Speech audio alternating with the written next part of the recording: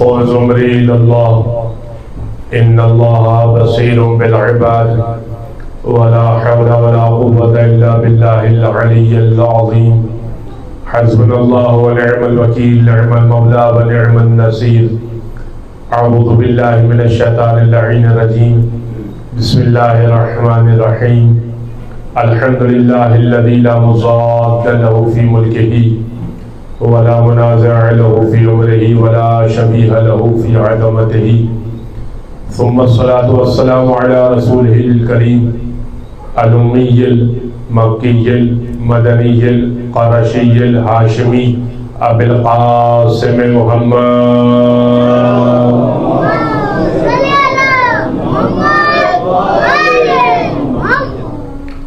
وعلى أهل بيته الطيبين الطاهرين واللعنة الدائمة على أعدائهم أجمعين من يوم ظلمهم وعداوتهم إلى قيام يوم الدين أما بعد فقد قال الله سبحانه وتعالى في محكم كتاب مبين بسم الله الرحمن الرحيم إذ ابتلى إبراهيم ربه بكلمات فأتمهن قال إني جاعلك للناس إماما قال ومن ذريتي قال لا ينال عهد الظالمين صلوات على محمد وآل محمد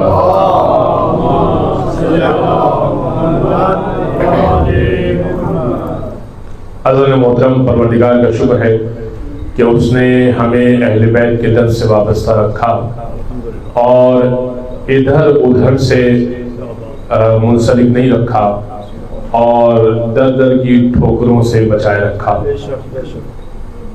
آج دنیا یہ سوال کرتی ہے کہ ہر سال غم کیوں ہوتا ہے، ہر سال ذکر اہل بیت کیوں ہوتا ہے، غم 3 دن کا ہوتا ہے، غم اور تعزیت 3 دن کی ہوتی ہے، اظہار 3 دن کا ہوتا ہے، اس سے زیادہ نہیں ہوتا۔ آپ زیادہ سے زیادہ 40 دن کر لیا کریں، کبھی 1 آدھ سال کر لیا تو کر لیا۔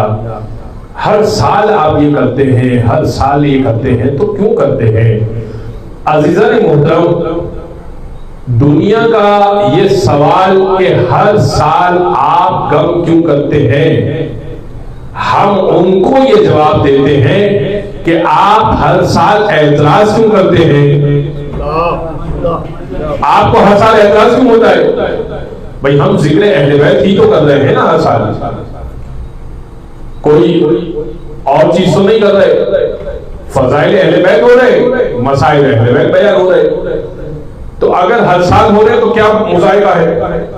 اور ہر سال ہی ہونے چاہیے، اس لیے کہ قرآن کا حکم ہے قُلْ لَا أَسْأَلُكُمْ عَلَيْهِ أَجْرًا إِلَّا الْمَوَدَّةَ فِي الْقُرْبَى، کچھ نہیں چاہتا مگر یہ کہ قرابت داروں سے محبت کرو، تو محبت کا تقاضا تو یہ ہے کہ ان کا ذکر کیا جائے، محبت کا تقاضا تو یہ ہے کہ ان کے دشمنوں سے نفرت کا اظہار بھی کیا جائے، تو محبت کا تقاضا ہی یہ ہے کہ ان کا ذکر کیا جائے۔ تو ہر سال ذکر ہم کر رہے ہیں، آپ کو یہ اعتراض نہیں ہونا چاہیے کہ ہر سال ذکر کیوں ہوتا ہے۔ ہاں کسی سال ذکر نہ ہو تو آپ کو اعتراض ہو کہ ہر سال ذکر کیوں نہیں ہو رہا۔ آپ کا اعتراض بتا رہا ہے کہ ہم ہاتھ یہاں مارتے ہیں، تکلیف آپ کو ہوتی ہے۔ نعرہ حیدری، ہاتھ ہمارا سینوں میں پڑتا ہے، تکلیف آپ کو ہو رہی ہے۔ یہ اپنے آپ کو پیٹتے ہیں، ان کو بیوی زینب کی بددعا ہے، بڑی کمال کی بددعا ہے کہ ہم تو بیوی زینب کی بددعا کے صدقے میں اپنے آپ کو پیٹ رہے ہیں، ذکر حسین بھی کر رہے ہیں، آنکھوں سے آنسو بھی بہہ رہے ہیں، پاؤں برینا بھی ہو گئے، سر ننگے بھی ہو گئے، کالا لباس بھی پہن لیا، فرش عزا بھی پہن لیا۔ آپ کو کون سی خوشی ہے کہ 90,000 افراد مری ناران کا اعلان جا رہے ہیں؟ آپ کو کس بات کی خوشی ہے؟ یہ آپ کو اہل بیت کا غم نہیں ہے؟ بھائی ہمیں تو بددعا ہے نا، آپ کو تو دعا ملی ہوئی ہے نا، بھائی آپ اس دعا کے صدقے میں ذکر اہل بیت کر لیجیے، آپ اس دعا کے صدقے میں ذکر اہل بیت کر لیجیے۔ ہمیں تو بددعا ہے، ہم اپنے آپ کو پیٹ رہے ہیں، آپ کو تو دعا ہے نا۔ آپ ذکر اہل بیت کیوں نہیں کر رہے؟ تو عزیزان گرامی اس طرح کی باتیں آپ کو ہر سال سننے ملتی ہیں، سوشل میڈیا پہ بھی باتیں ہوتی رہتی ہیں، ان باتوں کو جواب دینا ہم اہل ہی نہیں سمجھتے۔ ممبر سے یہ باتیں اس لیے بیان کر دیتا ہوں کہ بچے جو ہیں وہ ان کو پریشان ہو جاتے ہیں کہ بھائی یہ بات پیش کی ہے، کہیں سچائی تو نہیں ہے، کہیں واقعتاً یہ بات تو نہیں ہے۔ آپ کو اگر کوئی کہے نا کہ یہ بی بی زینب کی بد دعا ہے، آپ کہیں کہ ہاں بد دعا تو ہمیں ہے، آپ کو تو دعا ہے نا، آپ ذکر اہل بیت کیوں نہیں کر رہے؟ بھئی آپ کو دعا ہے، آپ ذکر اہل بیت کیوں نہیں کر رہے؟ آپ بھی آ جائے کیجئے فرش اعضاء پر، ہم ماتم کرتے ہیں، آپ ماتم نہ کیا کیجئے، ہم اگر خون کا پرسہ دیتے ہیں، آپ خون کا پرسہ نہ دیجئے، فرش اعضاء پر تو آئیے نا۔ علم عباس سے آپ کو کیا مسئلہ ہے؟ عباس ابن علی کا علم ہے، اور تاریخ میں دکھا دیجئے کسی اور کا علم ہو تو، کسی اور کا علم ہو تو تاریخ میں دکھا دیجئے، یا علی کا علم ہے یا رسول اللہ کا علم ہے یا عباس ابن علی کا علم ہے، کسی اور کا علم بھی نہیں ہے۔ تو انہی افراد کا علم بھی ہے، انہی افراد کا فرش اعضاء بھی ہے۔ عزیزان محترم، جو افراد یہ کہتے ہیں ان کے لیے میرے ذہن میں ایک بند آ گیا کہ خون کی یہ عشق علی ہوتی ہے جب بھی محسوس، خون کی کہتے ہیں حرارت کو، خون کی یہ عشق علی ہوتی ہے جب بھی محسوس، دل میرا پڑھ کے میری ماں کو دعا دیتا ہے۔ اور ذکر عطرت پہ کوئی بولے کہ خاموش رہو، ذکر عطرت پہ کوئی بولے کہ خاموش رہو، چہرہ خود بڑھ کے خباثت کا پتہ دیتا ہے۔ نعرہ حیدری۔ اچھا، جلانا کہتے ہیں تازگی دینا، ٹھیک ہے، بچوں کے لفظ کر رہا ہوں۔ ذکر شبیر تو شعلہ بھی ہے، اکسیر بھی ہے، اکسیر کہتے ہیں دوائی کو، ذکر شبیر تو شعلہ بھی ہے، اکسیر بھی ہے، یہ جلاتا ہے ہمیں، تم کو جلا دیتا ہے۔ نعرہ حیدری۔ توجہ ہے حضرات گرامی، ایک ہی ذکر ہے، ایک ہی امام ہے، اسی پہ آج میں انشاءاللہ گفتگو اپنی تمام کروں گا۔ ایک ہی امام ہے اور ایک ہی قرآن ہے، پریشان بھی کر دے گا، گمراہ بھی کرے گا، ہدایت بھی دے گا۔ یہدی للتی ہی اقوام وما یزید الظالمین الا خسارا، اقوام کی ہدایت بھی کرے گا قرآن، ظالمین کے لیے خسارہ بھی ہے۔ قرآن ایک ہی ہے، ظالمین کے لیے خسارہ ہے، وہی مصحف ہے، اسی مصحف کو کھولیے، ظالمین کے لیے خسارہ ہے، اسی مصحف کو کھولیے، اقوام کی ہدایت ہے۔ اور یہی معاملہ امام کا بھی ہے،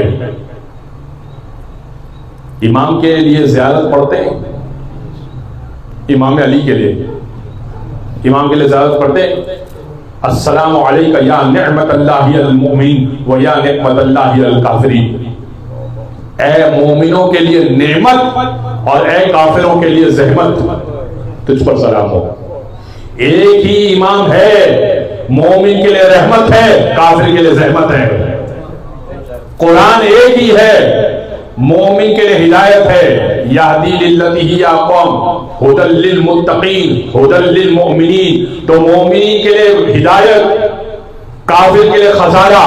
ایک ہی علی ہے، مومن کے لیے رحمت ہے، کافر کے لیے خسارہ ہے۔ اسی لیے قرآن اور امام دو چیزیں رسول اللہ نے چھوڑی تھی، کہ دیکھو قرآن اور امام دونوں چیزیں ایک ساتھ چھوڑیے، اور میرا موضوع یہی ہے، قرآن اور امامت۔ میں نے سلام کلام میں جو آیت آپ کی خدمت پڑھی، مشہور و معروف آیت سورہ بقرہ کی 124ویں آیت، کل کافی ساری باتیں ہو گئی تھی، آج اس آیت کو مکمل یعنی آخری حصہ اس کو مکمل کروں گا، انشاءاللہ اس کے اوپر گفتگو کروں گا۔ ارشاد رب العزت ہے، اذ ابتلی ابراہیم ربہ بکلمات فاتمہن، اے میرے حبیب اس وقت کو یاد کیجئے جب ہم نے حضرت ابراہیم کو مبتلا پر امتحانات کیا، فاتمہن، اور حضرت ابراہیم نے ان امتحانات کو بہترین طریقے سے تمام کر دیا۔ قال انی جاعلک للناس اماما، پروردگار یہ کہنے لگا کہ ہم نے آپ کو انسانیت کا امام بنایا. اعلیٰ ومن ذریتی، حضرت ابراہیم نے سوال کیا میری ذریت کے بارے میں تیرا کیا خیال ہے؟ قال لا ینال عہد الظالمین، فرمایا کہ میرا یہ عہدہ ظالمین تک نہیں پہنچے گا. تو اب یہاں تک تو بات ہو گئی تھی کہ حضرت ابراہیم نے کون سے امتحانات دیے اور امامت کا عہدہ کس طرح سے ملا، یہ بات ہو گئی تھی. اگلی جو بات چیت ہوئی کہ پروردگار سے حضرت ابراہیم نے کہا کہ میری ذریت کو یہ عہدہ دے گا، کہا کہ ظالمین کو نہیں ملے گا. تو اس بات چیت کو ذرا سا سمجھا دوں آپ کی خدمت میں. دیکھیے حضرت گرامی، ایک تو بات یہ سمجھ لیجیے اسی قرآن کے ذریعے سے کہ امامت بھی اللہ کا عہدہ ہے جو میں نے پہلے پیش کر دیا عہدی کے ذریعے سے. انی جاعلک للناس اماما، میں امام بنانے جا رہا ہوں. اچھا کوئی کہتے بھائی امامت تو اللہ کا عہدہ ہے نا، خلافت تو ہمارا بنایا ہوا عہدہ ہے. نہیں، خلافت بھی اللہ کا عہدہ ہے. اس لیے کہ جب پہلا خلیفہ اللہ کو زمین پر بھیجنا تھا تو کہا تھا فرشتوں سے اسجدوا لآدم انی جاعل فی الارض خلیفہ، آدم کو سجدہ کرو، زمین پر خلیفہ بنانے جا رہا ہوں. تو خلافت بھی اللہ بنائے گا، امامت بھی اللہ دیتا ہے. نہ خلافت تمہارے اختیار میں ہے نہ امامت تمہارے اختیار میں ہے. خلافت تمہارے اختیار میں نہیں ہے، امامت بھی تمہارے اختیار میں نہیں ہے. خلیفہ اللہ منتخب کرے گا، امام اللہ منتخب کرے گا. نام بدل دے، عہدے بھی بدل دے، یہ سارے عہدے پروردگار کی جانب سے. انی جاعل فی الارض خلیفہ، انی جاعلک للناس اماما، دونوں آیت قرآن میں موجود ہیں. خلافت بھی اللہ کی طرف سے، امامت بھی اللہ کی طرف سے. تو کیا کہا کہ میری ذریت کو دے گا. اچھا ذریت میں کون ہے؟ اسحاق بھی ذریت میں ہے، اسماعیل بھی ذریت میں، اور دونوں نبی ہیں. حضرت اسماعیل بھی نبی ہے، حضرت اسحاق بھی نبی ہے. لیکن حضرت ابراہیم یہ چاہتے ہیں کہ ان کو امامت کا عہدہ ملے. یعنی کوئی چیز امامت کے اندر ایسی رکھی ہوئی ہے کہ نبوت کے بعد بھی ابراہیم کی چاہت یہ ہے کہ امامت کا عہدہ ملے. اور اللہ یہ کہہ رہا ہے کہ لا ینال عہد الظالمین، میرا یہ عہدہ ظالمین تک پہنچے گا نہیں. تو اب ظالمین کون ہیں قرآن کی نگاہ میں نے پہلی مجلس سے سمجھا دیا تھا ظالم کو، لیکن آئیے کچھ آیتیں آپ کی خدمت میں مفصل طریقے سے پیش کروں. حضرت آدم کا قصہ میں نے آپ کی خدمت میں پیش کر دیا تھا، بس ذرا سا اشارہ کر کے میں 2-3 اور آیتیں پیش کروں گا، 2-3 اور مختلف انبیاء کی، اور پھر نتیجہ پیش کروں گا. حضرت آدم کو جب جنت سے نکالا گیا، اسکن انت وزوجک، آپ اور آپ کی زوجہ اس جنت میں رہیں، وَلَا تَقْرَبَا هَٰذِهِ الشَّجَرَةَ، اور اس شجرے کے قریب نہ جائیے گا، فَتَكُونَ مِنَ الظَّالِمِينَ، ظالمین میں سے ہو جائیں گے. اس درخت کے قریب نہ جائیے گا. حضرت آدم گئے، حضرت جناب حوا گئی، ظالمین میں سے ہو گئی، نکالی گئی. میں نے عرض کیا تھا ہمارا ظالم اور ہے، چوری کر لے ظالم ہے، قتل کر دے ظالم ہے. اللہ کا ظالم وہ ہے کہ جو جس چیز کو جس مقام پہ رکھنا ہو اس چیز کو اس مقام پہ نہ رکھے. میں نے مثال دی تھی امامے کی اور جوتی کی. امامہ رکھا جائے گا سر پر، جوتی رکھی جائے گی پیر میں. اور اگر تو کسی دن امامے کو نیچے والے شیلف میں رکھ دو اور جوتی کو اوپر والے شیلف میں رکھ دو تو بظاہر تو ٹھیک ہے، کوئی قباحت نہیں ہے، بری بات نہیں ہے، مگر اللہ کی نگاہ میں تم نے ظلم کر دیا. کیوں؟ تم کہو کہ بھائی یہ جوتی بڑی مہنگی تھی، 5 لاکھ کی جوتی خریدی تھی.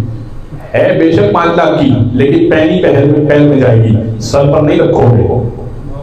اس لیے کہ یہ ظلم ہو جائے گا اس جوتی کے ساتھ. اس کا مقام پیر ہے. وَضْعُ الشَّيْءِ فِي غَيْرِ مَحَلِّهِ، جو محل ہے اس کے علاوہ کسی اور مقام پر رکھ دیا جائے تو یہ ظلم ہو جائے گا. ٹھیک ہے. تو اب حضرت آدم سے کہا کہ جاؤ پوری جنت میں گھومو مگر اس درخت میں مت جانا. گئے، نکالے گئے، ظلم کیا. اللہ کی نگاہ گناہ نہیں ہے، اللہ کی نگاہ میں ظلم کیا. کہا تھا نہ جانا، چلے گئے. اور میں نے کہا تھا کہ اللہ نے کہا، اس سے پہلی وجہ سے کل باتیں اسے دہرا رہا ہوں کہ کچھ نئے چہرے اس لیے دہرا رہا ہوں کہ آدم کے اوپر جو یہ نعوذ باللہ تہمت لگاتے ہیں کہ گناہ کیا، وہ جسارت بڑھانا چاہتے محمد مصطفیٰ تک۔ ایک دوسری بات، اللہ نے تو پہلے ہی کہا تھا انی جاعل فی الارض خلیفہ، زمین پر خلیفہ بنانے جا رہا ہوں، تو الٹیمیٹلی آدم کو جانا تھا زمین پر، الٹیمیٹلی آدم کو جانا تھا زمین پر، تو آپ زمین پر گئے اور کہنے لگے لا الہ ربنا ظلمنا انفسنا ان لم تغفر لنا وترحمنا لنکونن من الخاسرین، پروردگار ہم نے اپنے نفسوں پر ظلم کیا۔ 40 سال تک یہ پڑھتے رہے نا، اور میں نے کل آپ کی خدمت میں دعا بھی پیش کی تھی، 40 سال تک یہ دعا پڑھتے رہے، لا الہ الا انت ربنا ظلمنا انفسنا، اے ہمارے رب ہم نے اپنے نفسوں پر ظلم کیا۔ جناب حوا نے بھی یہ دعا پڑھی، ان لم تغفر لنا وترحمنا، اگر تو ہمیں نہیں بخشے گا، ہم پر رحم نہیں کرے گا، لنکونن من الخاسرین، تو ہم خسارہ اٹھانے والوں میں سے ہوں گے، نقصان اٹھانے والوں میں سے ہوں گے۔ تو کیا کہا؟ ربنا ظلمنا انفسنا، ہم نے اپنے نفسوں پر ظلم کیا۔ اللہ نے کیا کہا؟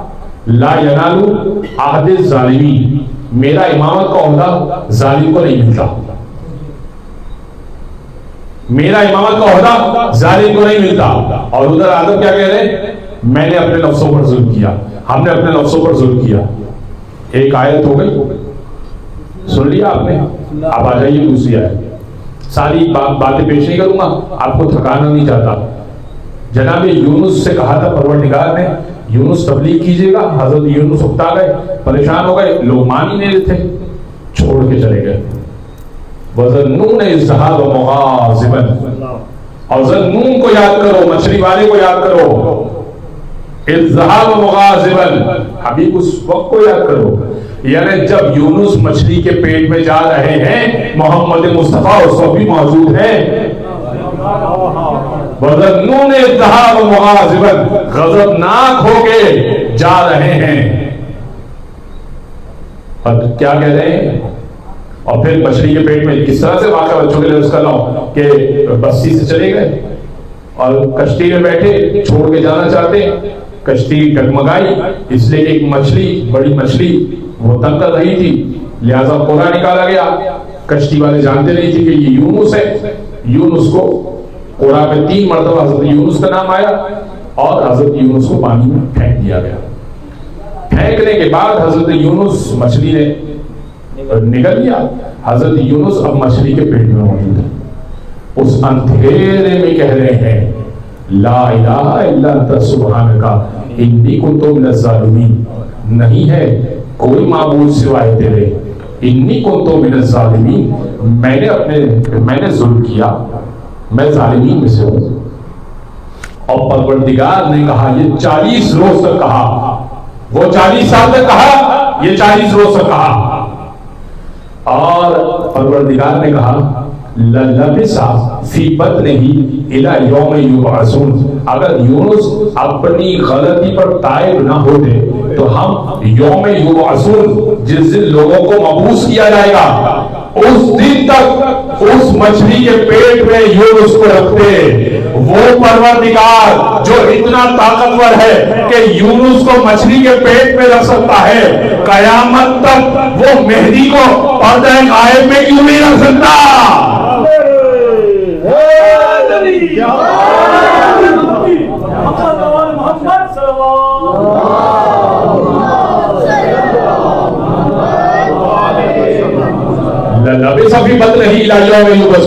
قیامت تک مچھلی کے پیٹ میں رکھتے، تو وہ پروردگار جو یونس کو بھی زندہ رکھنے پر قادر ہے اور مچھلی کو بھی زندہ رکھنے پر قادر ہے، فقط یونس کو نہیں، مچھلی کو بھی رکھے گا نا زندہ،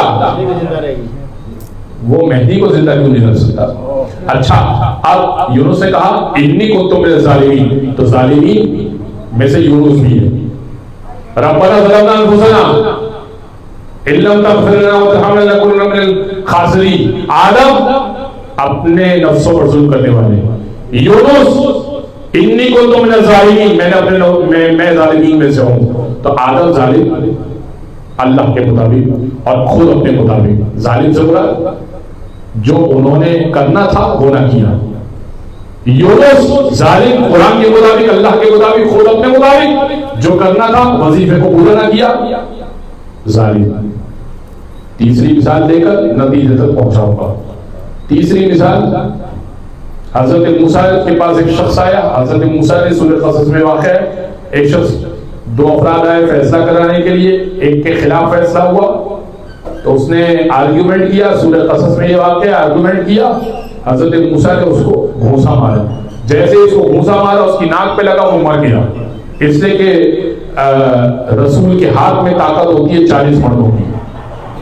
تو حضرت موسیٰ کا گھونسا اتنا تیز تھا, اتنا طاقتور تھا کہ وہ مر گیا.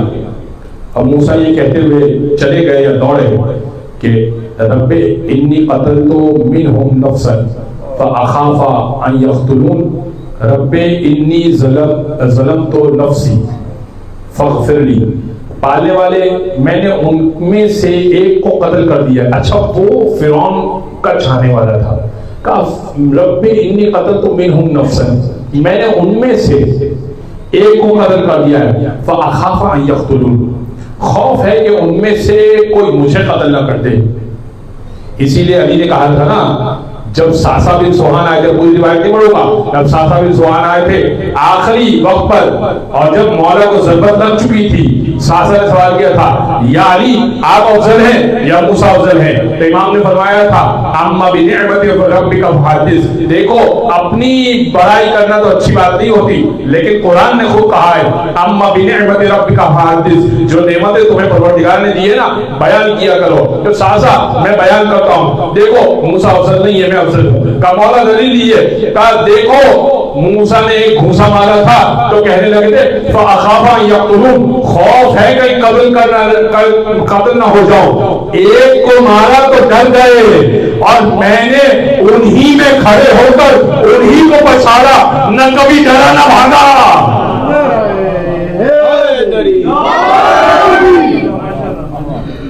کہ تو میں موسیٰ سے افضل ہوں, خوف نہیں ہوا مجھے. کہا فرمایا رب انی ظلمت نفسی فاغفر لی, پالنے والے میں نے اپنے نفس سے ظلم کیا مجھے بخش دے. قرآن کہتا ہے فغفر لہ, ہم نے موسیٰ کو معاف کر دیا. تب آ جائیے اب میں نتیجہ دوں گا, سنیے گا. حضرت آدم قرآن کے مطابق اور خود حضرت آدم کے مطابق ظالم, حضرت یونس قرآن کے مطابق خود ان کے اپنے مطابق ظالم, حضرت موسیٰ قرآن کے مطابق خود ان کے مطابق ظالم. ظلمت نفسی فاغفر لی, مجھے معاف کر دے. فغفر لہ, ہم نے معاف کر دیا. 3 انبیاء کے نام لیے جنہوں نے اپنے لیے استعمال کیا لفظ ظلم کو. سمجھا دیا میں نے لفظ ظلم, ٹھیک ہے. اور جب ابراہیم نے کہا کہ ومن ذریتی, کیا خیال ہے میری ذریت کا کہ تم میری ذریت میں یہ عہدہ امامت دے گا یا نہیں دے گا؟ تو فرمایا پروردگار نے لا ینال عہد الظالمین, یہ عہدہ امامت ہے ظالمین کو نہیں ملا کرتا. تو اب تم نے قرآن کا ظالم سمجھا, قرآن کا ظالم سمجھا. بڑے بڑے انبیاء کو ظلم کی نسبت سے امامت نہیں ملی, بڑے بڑے انبیاء کو ظلم کی نسبت سے امامت نہیں ملی. تو عرب کا بدو جاہل امامت کا اہل نہیں ہو سکتا.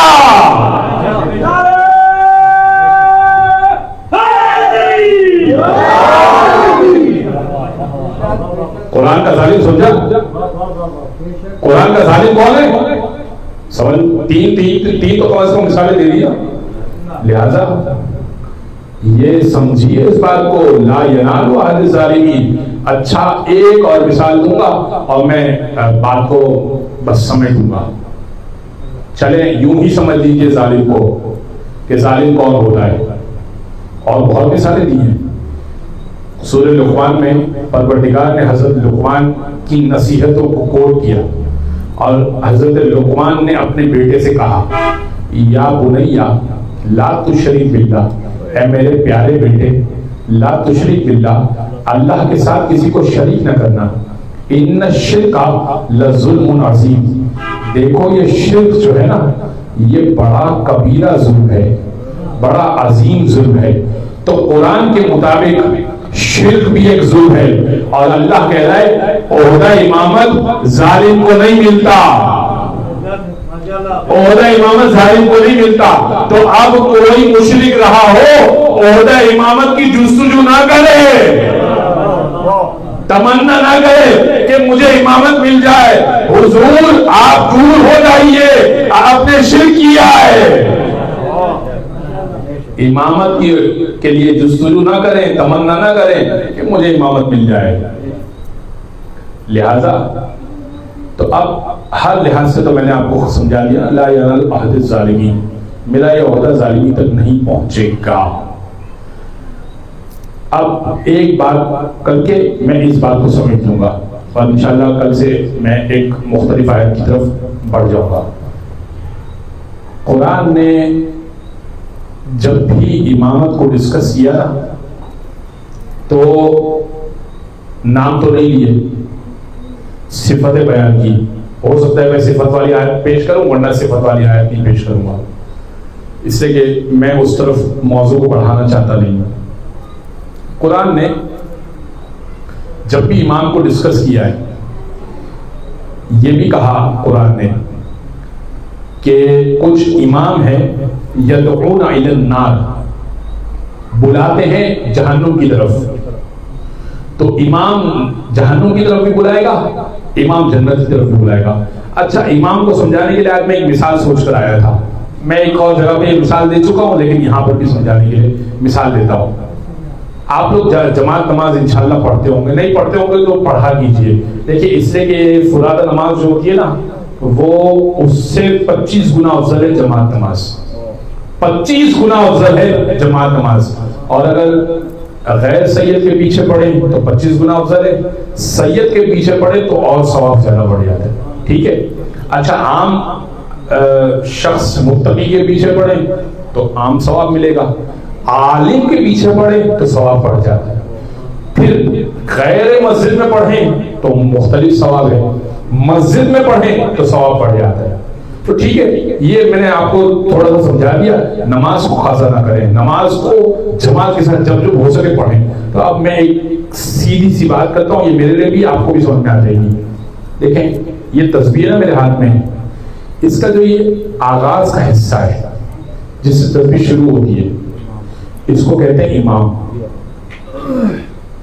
اگر یہ نہ ہونا اور یہ پوری تصویر گول ہو تو سمجھ میں نہیں آئے گا کہاں سے شروع کریں کہاں ختم کریں. امام ہوتا ہے جو آغاز بھی بتائے گا, انجام تک بھی لے کے جائے گا. ایک مثال سمجھ میں آ گئی. اب جو میں نے دوسری مثال دی تھی نا مسجد کے امام کی, وہ ایک اور وجہ سے دی تھی, وہ سمجھ لیجیے. میں منزل مسائل پر آ جاؤں گا, اللہ کرے کہ آپ کو وہ بات سمجھ میں آ جائے.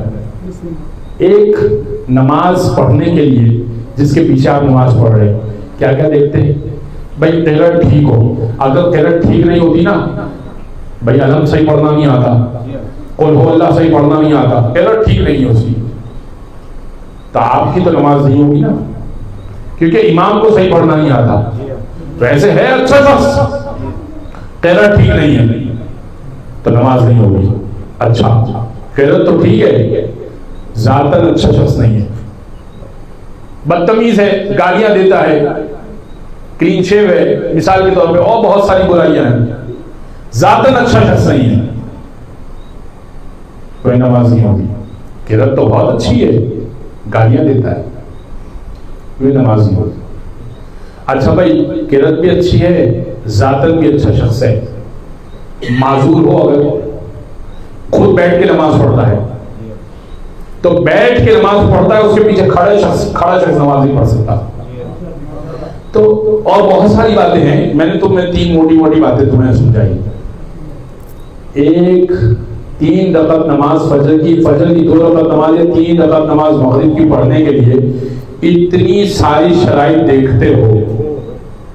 فجر کی 2 رکعت نماز پڑھنی ہے تو قرأت دیکھو گے, امام کی عدالت دیکھو گے, امام کی معذوری دیکھو گے, امام کا عقیدہ دیکھو گے, امام کے اعمال دیکھو گے, ہر چیز دیکھو گے. اس کے بعد اس کے پیچھے نماز پڑھو گے. کہیں بھی نقص پایا جائے گا تو امام کا تو کچھ نہیں جائے گا، تمہاری نماز سڑی جائے گی۔ تو ایک 2 رکعت کی نماز کے لیے ایک امام کی اتنی شرائط ہے، کیا خیال ہے دین کا جو ٹھیکیدار ہوگا وہ ایسے ہی بنا دیا جائے گا؟ نعرہ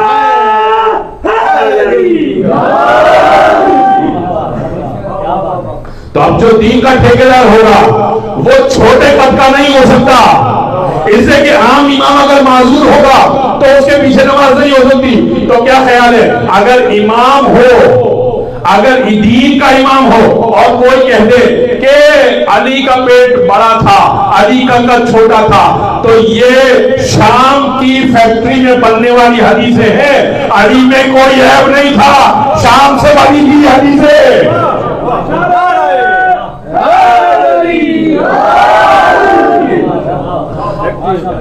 دوسری بات، ایک عام امام اگر عادل نہ ہو تو تمہاری نماز ٹھیک نہیں ہوگی، لیکن اگر دین کا امام ہوگا اس کا عادل ہونا نہیں چلے گا، متقی ہونا بھی نہیں چلے گا، وہ امام المتقی ہوگا۔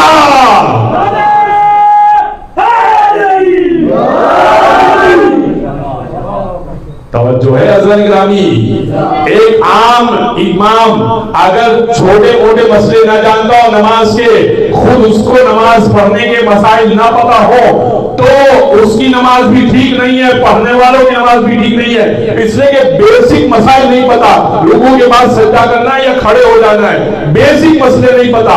امام کا عالم ہونا نماز سے متعلق تو ضروری ہے نا، تو ایک امام کا تھوڑا تو عالم ہونا چاہیے، مگر جو دین کا امام ہوگا وہ تمام علم کا وارث ہوگا، اللہ کے رسول کے تمام علم کا وارث ہوگا۔ توجہ ہے حضرت گرامی، یہ ہے امامت، اس کو سمجھیے گا۔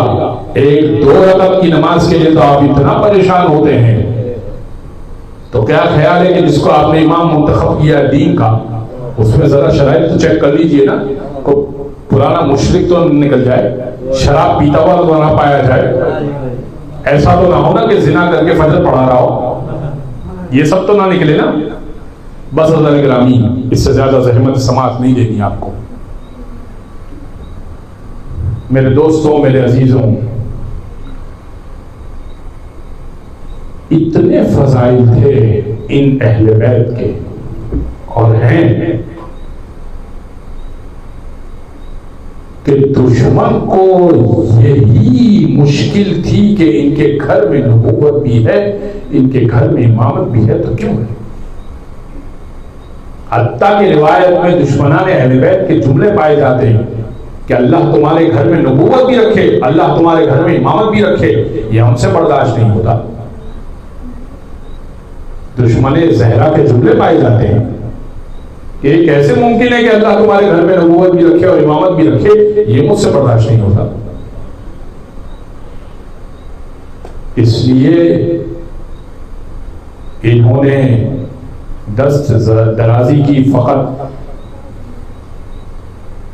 ائمہ پر نہیں، ان کی مستورات پر بھی۔ حضرت گرامی، کوئی تنازع ہوتا ہے نا تو مردوں میں ہوتا ہے جھگڑا، عورتوں تک بات نہیں جاتی۔ آپ کا میرا خدا نہ کرے جھگڑا ہو جائے نا تو وہ میرا اور آپ کا جھگڑا ہے، میں آپ کی گھر والی تک نہیں جاؤں گا، آپ میری گھر والی تک نہیں جائیں گے۔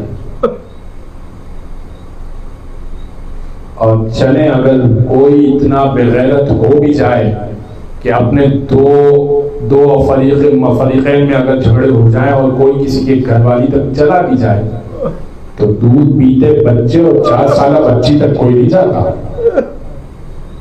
مگر یہ اتنے جلی ہو گئے تھے کہ انہوں نے دودھ پیتے بچے اور 4 سالہ بچی تک کو نہ چھوڑا۔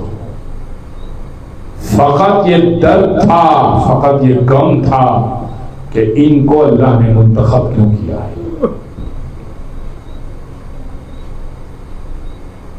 اسی لیے آج 13 سفر ہے، گزر گئی، لیکن سنیے گا مسائل۔ آپ لوگ رونے کے لیے آتے ہیں نا، تصور کیجئے گا آپ کے گھروں میں چھوٹی چھوٹی بہنیں بیٹیاں ہوں گی، سکینہ، رقیہ، فاطمہ، جب عباس ابن علی کی سفارشی بن کر آئی تھی جناب سکینہ، اس لیے کہ مولا حسین سے اجازت نہیں دے رہے تھے حضرت عباس کو، تو مولا حسین نے ایک جملہ ضرور کہا تھا کہ بیٹا سکینہ ابھی تو سفارشی بن کر آئی ہو، مگر کچھ دیر بعد جب تماچے لگیں گے تو چچا بڑا یاد آئے گا۔ اسی لیے جب آقا حسین چلے تھے تو جناب سکینہ نے کہا تھا بابا اب پانی نہیں چاہیے، اس لیے کہ ہر شخص جاتا ہے پانی کا کہہ کر واپس تو کوئی بھی نہیں لوٹتا۔ اور وقت رخصت امام حسین نے کہا تھا بیٹی مجھے جانا ہے، میں نے وعدہ کیا رسول اللہ سے، تو بیٹی نے ایک سوال کیا تھا، کہا تھا بابا تو پھر سونے کی ترتیب کیا ہوگی؟ میں تو آپ کے سینے پر سوتی ہوں نا، میں تو آپ کے سینے پر سوتی ہوں۔ کہا بیٹا آج سے ترتیب بدل جائے گی، اب اصغر میرے پاس سویا کرے گا اور تم ماں رباب کے پاس سویا کرو گی۔ بس بیابان میں سے لے کر جناب زینب بچاتی ہوئی آگ کے شعلوں سے سکینہ کو لے کر چلی، اور جیسے ہی سکینہ جناب سکینہ گرتی ہے، جناب زینب پوچھ سے اونٹ کی پوچھ سے اپنے آپ کو گرا لیتی ہے۔ 2 سے 3 مرتبہ یہ کام کیا۔ پہلے جناب زینب نے کہا اے شمل، حسین کی یہ لاڈلی اس طرح سے بے کجاوا ہماری اوپر سوار ہونے کی عادی نہیں ہے، تو اس کے لیے کوئی بہتر انتظام کرو۔ لیکن میں نے عرض کیا تھا کل کی مجلس میں کہ بچوں کو کندھوں سے نہیں، بچوں کو گلوں سے باندھا تھا، اور اونٹوں کو اتنی تیز رفتاری سے دوڑایا جاتا تھا کہ بچے اچھل اچھل کے گر جاتے تھے، اور جب ایک بچہ گرتا تھا تو رسی تمام کھنچ جاتی تھی اور سارے بچے گر جاتے تھے۔ اس لیے راہ کوفہ اور شام میں فقط ایک شہادت نہیں ہوئی، کئی بچوں کی شہادتیں ہوئی ہیں، اس لیے کہ اونٹوں کے پیر کے تلے دب کر وہ مر جاتے تھے۔ لیکن جیسے ہی جناب سکینہ گری، جناب زینب نے اپنا آپ کو اونٹ کی پوچھ سے گرا دیا۔ شمر آیا اور آنے کے بعد کہنے لگا کہ کیا بات ہے؟ کہا حسین کی لاڈلی پیچھے گر گئی ہے تو قافلے کو روک اور انتظام کر۔ کہا میں انتظام کرتا ہوں۔ ایک اور اونٹ منگایا۔ حمید کہتا ہے کہ میں نے یہ سوچا کہ اب اس کو خیال آ گیا ہوگا، کہ اس کو خیال آ گیا بی بی سکینہ کا، لیکن میں نے یہ دیکھا کہ جناب سکینہ کو اس سے بالوں سے پکڑا اور سینے کے بل اونٹ کی پشت پر لٹا دیا، اور ایک رسی کا ٹکڑا منگایا اور اس اونٹ کے اوپر باندھ دیا، اور اونٹ پکڑنے والے سے، نہال پکڑنے والے سے کہا آپ اس اونٹ کو بقیہ تمام اونٹوں سے زیادہ تیزی سے دوڑا رہا۔ کہ میں راہ کوفہ میں موجود تھا جب جناب سکینہ کو اتارا گیا، کرتا کا دامن تو پہلے ہی شام غریبہ میں جھڑ چکا تھا، مگر ہاں میں نے دیکھا کہ سکینہ کا چہرہ، سکینہ کا پورا جسم خون آلود ہو چکا تھا، اس لیے کہ اونٹ کی پشت کھردری ہوتی ہے، اور دوڑایا اتنی تیزی سے تھا کہ سکینہ سنبھل نہ پا رہی تھی۔ ہاں عزیزوں آج رونے کے لیے آئے ہیں۔ بس زندان میں ڈال دیا گیا شام کے بعد، شام میں ڈال دیا گیا کوفہ کے بعد، اور بار بار جناب سکینہ یہی کہتی تھی میرے بابا کا سر مجھے لا کر دو، میرے بابا کا سر مجھے لا کر دو۔ یزید جیسے ہی سوتا تھا خواب میں رسول اللہ کو دیکھتا تھا، رسول اللہ بالوں کو پریشان کیے ہوئے کہتے تھے میرے بچے نے تیرا کیا قصور کیا تھا؟ جیسے ہی آنکھ کھلتی تھی تو بے بچی کی آواز آتی تھی، ہائے بابا، ہائے بابا۔ کہا یہ بچی کیوں رو رہی ہے؟ کہا بابا کا سر مانگتی ہے۔ کہا کس بابا کا سر مانگتی ہے؟ کہا حسین کا سر۔ کہا سر پیش کر دو تاکہ بچی خاموش ہو جائے۔ بس جیسے ہی زندان میں تشت میں سر آیا اور سر ڈھکا ہوا تھا، جناب سکینہ نے کپڑا ہٹایا، سر کو اپنی گود میں لیا، اپنے آپ کو سر پہ گرایا، کہا بابا بابا آپ کی پیاس تو بجھ گئی بابا، مگر ہم ابھی بھی پیاسے ہیں بابا، میرے چہرے پر نیل کے نشان کو دیکھیے بابا۔ بابا ایسے زور زور سے مارتے ہیں کہ میرے نیل کے نشان پڑ گئے ہیں۔ بابا جس کرتے پر آپ کو میں نے رکھا ہے نا، یہ کرتا بھی جلا ہوا ہے، بس مرثیہ پڑھتی جا رہی ہے۔ ایسے میں مرثیہ خاموش ہو گیا۔ جناب سید سجاد سے جناب زینب فرمانے لگی، اے بیٹا سجاد، جناب سکینہ کو دیکھو تو صحیح، بچی نے مرثیہ کیوں تمام کر دیا؟ جناب سید سجاد آگے بڑھے اور بچی کا ہاتھ اٹھایا، بہنا کا ہاتھ اٹھایا، ہاتھ اٹھا کے دیکھا، کہا پھوپھی اماں انا للہ و انا الیہ راجعون، ہمارے گھر میں ایک اور میت ہو گئی، ہاں بس میں نے تمام کر دیا۔ آخری جملہ سنیے گا، بس غسالہ کو لایا گیا، 4 سالہ ننھی بچی، چھوٹی سی بچی، اور اتنا مارا گیا ہے، اتنا مارا گیا ہے کہ کرتا چپک گیا ہے بدن سے۔ غسالہ کہنے لگی روتے ہوئے، اے سید سجاد، غسل دینے کے لیے کرتے کو جدا کرنا پڑتا ہے، مگر کرتے کو جدا کروں تو جسم دار ہو جائے، کہیے تو ایسے ہی دفن کر دو۔ مولا نے میت وصول کی، امام باقر سے کہا بہن کی میت کو دفن کرنے کے لیے میری تھوڑی مدد کرو، وہی زندان تھا، وہی پہ دفن کر دیا گیا۔ الا ولعنۃ اللہ علی القوم الظالمین وسيعلم الذين ظلموا أيام القلب ينقلبون۔